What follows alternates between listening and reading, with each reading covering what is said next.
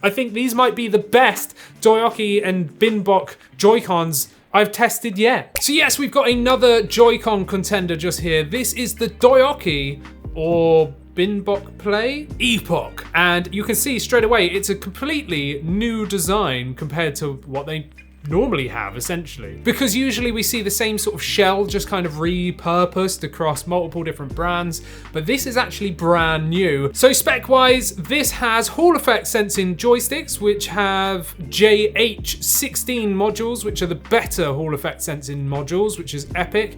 You can see we've got a total new redesign. So these are actually much bigger. So they tout these as being like super big, and honestly, these are really comfortable, and they've got massive ergonomics going on here. This is going to be for large hands. Now, they even said to me, this is not for people with small hands. Now, I've got medium-sized hands, and I actually find this fits really nicely. We've got a D-pad, we've got turbo, we've got macro as well. I'll look at that in a second. We've got adjustable rumble, we've got adjustable lighting effects as well. We've got new shoulder buttons. So this actually has extra macro programming, like buttons on the top. So you can see we've got LR, ZL, ZR, and then we've got M1, M2, and then we've got M4 and M3 on the back as well. So you would think, like, actually, no, this isn't actually practical, but this really is practical. And this is pretty much the same as the BinBok controller I looked at, the Elite or whatever they called it, about 6 months ago now, I'd say. And this is pretty much just that in Joy-Con form. And I actually really liked that controller. And I really do like these Joy-Cons as well. So we do have standard rumble, not HD rumble. We've got membrane buttons as well, so they're not mechanical or anything like that. But, you know, overall, this is a pretty beefed out set of Joy-Cons, especially for those that have large hands and find all the other alternatives really small. This is definitely going to be for you. Now, the other thing that this has, which I'm really happy about because it just annoys me now when Joy-Con alternatives don't have them, is this, a USB-C port on top of the connector. So yes, you can actually charge this here. You don't need to charge it independently through these. This is mainly for firmware updates, right?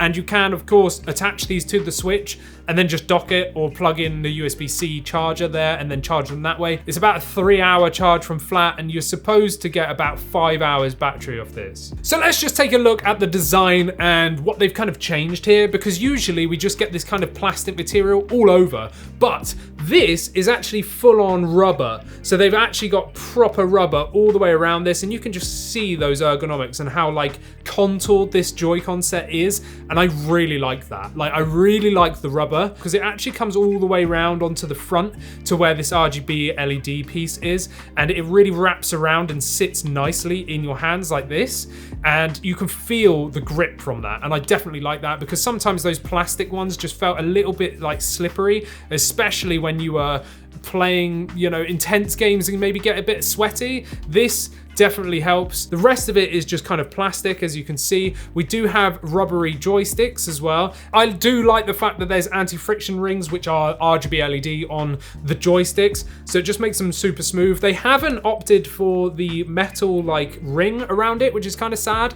I do like the metal ring when they do that, but obviously these are replaceable as well, so you can just take these out and swap them over. They do give you spares inside the box too, so you get some extended height ones like this, which are, you know, better for FPS games. It gives you more reach. Or you can do the nub, which I actually really like. I personally find them super accurate. It's just, I don't know what it is about it. Every time there's a Joy-Con or a controller that lets you use the nub, I just really like it. It's just really comfortable, and I just feel like it's more accurate. I don't know why. Maybe it's because you don't have that big topper. It feels like you've got more range of motion, even though you actually don't. But yeah, there's something about it I really like. And obviously these are rubber caps as well, so you've got really nice rubber grips. I've not felt like I slip off these at all. I've got like a flat style one on that side and this almost GameCube style on the shorter ones, which come default. Going on to the ergonomics then, this is really, really nice. I definitely like the shape of these. They've gone really hard into these contours and these swoops just here. You can just see how large they are, and it fits so nicely in your hands. It is like using a proper controller, or even nicer, to be honest. This is really good how it really kicks down into these corners, and you can wrap your palm around it. You've got excellent ergonomics for this right asymmetrical, you know, layout just here. This one is excellent. You pop it in the palm of your hand, drop your thumb down, and you're right onto that thumbstick. It is just really, really nice ergonomics. Look at the difference of that. It's just ridiculous. It's absolutely ridiculous. Like, look how flat and non-curvy the Joy-Con is. It's just straight up and down. It's horrible ergonomics. You can't get your thumb over to that joystick. You've got a real cramp up just there. Whereas this one, you know, just slide it on over, bam. Look at that, natural resting point. Really, really nice. Much, much bigger, but of course, it's gonna make it way bigger on the Switch as well. But yeah, look at the bottoms up there. It's just ridiculous. Absolutely crazy. Yes, these do have gyro as well. I did forget to say that. And popping them on the Switch, just slide it on like so, bam. And there you go. It is massive. So it is absolutely monstrous when it's in your hands, you know, it's huge, but it's really comfortable, like super comfortable. So if you've got large hands, I'd definitely say this is where it's at. So now let's take a look at like the buttons and the triggers and all that good stuff and how they feel. So the face buttons just here are membrane, but to be honest, they're all consistent with each other and they feel nice. I always prefer mechanical. You know, I don't know why, I just really like mechanical switches. I like the audible click. I like how fast they are to actuate, and they generally have a much larger lifespan, but these do not have mechanical. But that's just like a personal preference. There's nothing wrong with these membrane buttons. They feel nice. They are consistent. The bumpers themselves, you know, they feel good. They do feel good. There's no pre or post travel, which is nice. The triggers, again, are digital. They are not analog. And again, feel nice. They are consistent with each other, at least on this unit that I've got just here. The macro ones, again, are also good. No pre or post travel on any of this. It's really good. But there is a bit of a sound difference. This is the triggers. Right, trigger on the right side, bumper on the right side. Macro. So the bumper and the macro are really similar, but the triggers are a little bit more clicky. It's not a big deal. I've not had an issue with them. They all actuate perfectly. There's no pre or post travel. I do like them. The back pedals, a bit more like plasticky sounding, but it's not a problem. I do like how large they are as well, because it doesn't matter how your grip sits, you are gonna get your finger onto that. I mean, to be honest, I can fit 2 fingers onto those back pedals, so however you wanna hold this, you'll definitely be able to get to them. Now we do have the D-pad as well. It is kind of, I don't wanna say clicky, but kind of clicky, you know? It's not bad D-pad, so you can see it's textured, and I do like that. It means it's comfortable in your hand, it grips well. I do like that, but it's not the best. I mean, it's relatively flat, but you know, it's not a bad D-pad. It's not the worst I've felt. It's not great either. So let's look at the extra buttons. So we do have a load of buttons on the front, as you can see. I mean, personally, I find it a little bit cluttered. This is one of the reasons why I loved the Mobopad M6S and HD, was because those are like really aesthetically pleasing, whereas this is a little bit cluttered for my liking, but at least it's all within reach. I'd rather it be on the front than the back, I think. Maybe. This is the same as this. It's because all of these apply to the left side, all of these apply to the right side, so you can only assign like turbo and macro to this side with this kind of, you know, stuff, or the same on vice versa this, unless you go into the system settings and swap buttons around. So we've got T for turbo, M for macro. We've got this weird little, like, I don't even know what that is, and that is actually for the lighting effects, but I've no idea what the symbol is. I actually thought it was like a ram's head or something when I first saw it. I was like, what is that? Because it doesn't even look like a light cone if you look at it really closely. Do you see what I mean? Like, it's really weird. I don't know what that is, but apparently it's for lighting, okay? And then we got the next one just here, which is rumble as well. So let's just go through these. So you've got rumble on each side, click, goes from 0 to 50 to 100. So you've only got 3 stages, and it comes default on the 50%. I would leave it on that. The 100% is a little bit too, it's not amazing. Do you know what I mean? I'd much rather it be sort of HD rumble, of course I would, but it's not HD rumble, it is just standard rumble. But to be honest, at 50%, it's actually okay. It's not too, you know, it's not too horrible.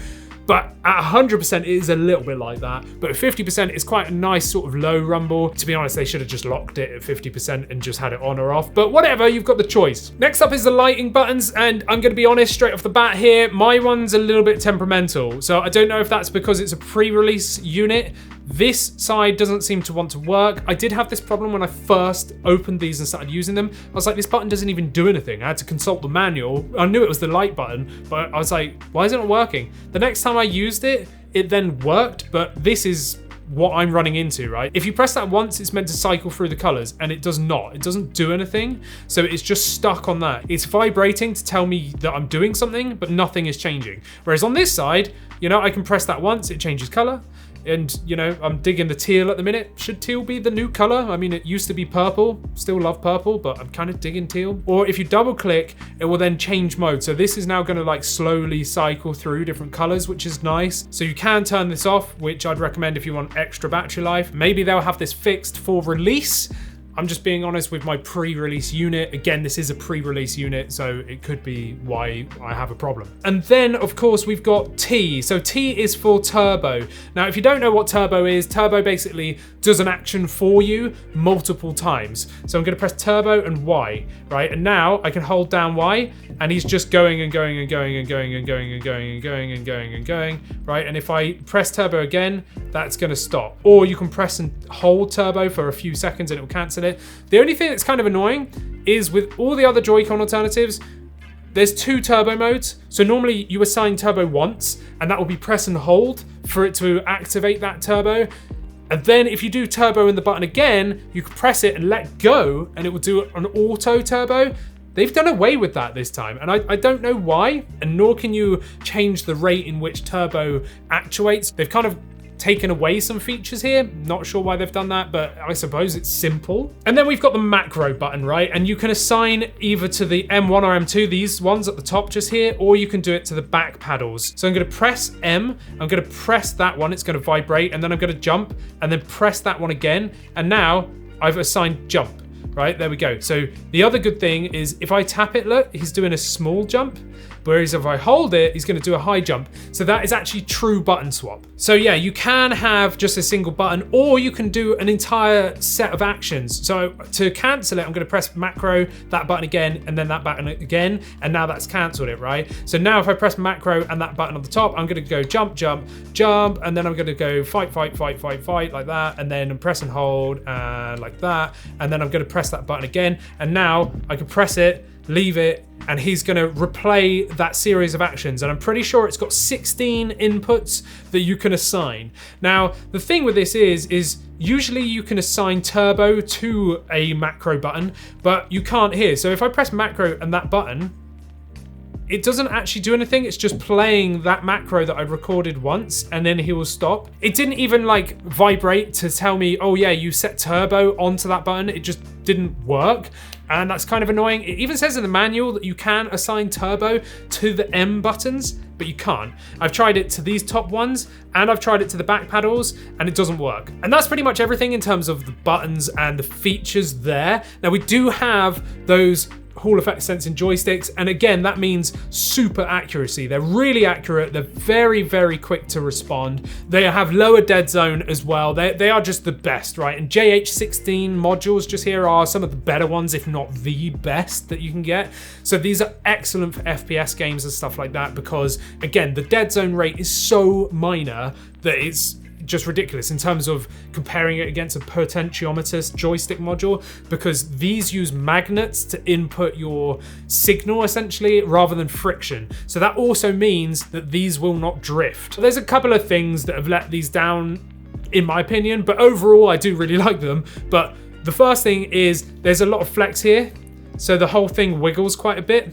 And if I try and hold the switch still, I don't know if you could see that. The whole thing like flaps around like that. And some people are like, oh, it's your Joy-Con rails. It's really not though, because I've tested so many different Joy-Cons. It tends to be the actual Joy-Cons themselves that cause the problem. With stuff like the MobaPad, they do not move at all. Whereas this has got a bit of flex going on there, and that's kind of annoying. It's annoying that you cannot assign turbo to these macro buttons as well. It's also annoying that you can't adjust the turbo rate and also set like turbo, so when you're not holding it, it just plays it. That's kind of annoying as well. But everything else than that, It's pretty good. Obviously, you've got that problem with my Joy-Cons just here. I think that's going to be down to my unit. And again, the fact that I've got a pre-release unit or maybe the firmware that they're running. What I would like to see is the exact same things. So DOYOKY, BinBok, make these again, but with HD rumble. That would be so nice. And also mechanical face buttons and triggers and bumpers and stuff. Just because I personally love that, but I know that would pump the price up, and that is something to be aware of. These are $65, or here in the UK, they're like £52.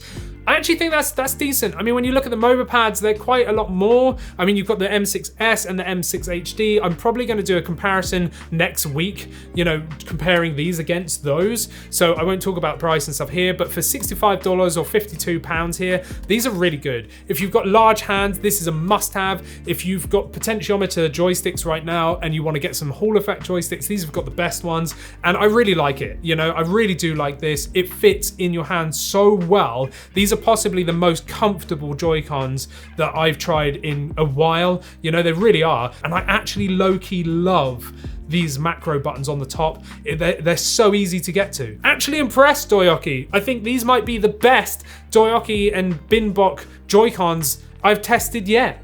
So let me know your thoughts down in the comments. If you've got here to the end, well, thank you. Let me know what you think of the new studio. Do I keep it teal or do I do it purple? Who knows? Become a member, because then you can see these videos early as well. And we've got so much more in store for you as well. We've got some new content coming. We've got a new Switch news series as well, where me and AJ look at all the Switch news of the week, every week. And also check out our merchandise, which I've got in the background over there, but you'll find it down below, if I can speak. And finally, of course, go and check out mine and AJ's podcast over here, and check out another video from me down here. Thanks for watching. Bye.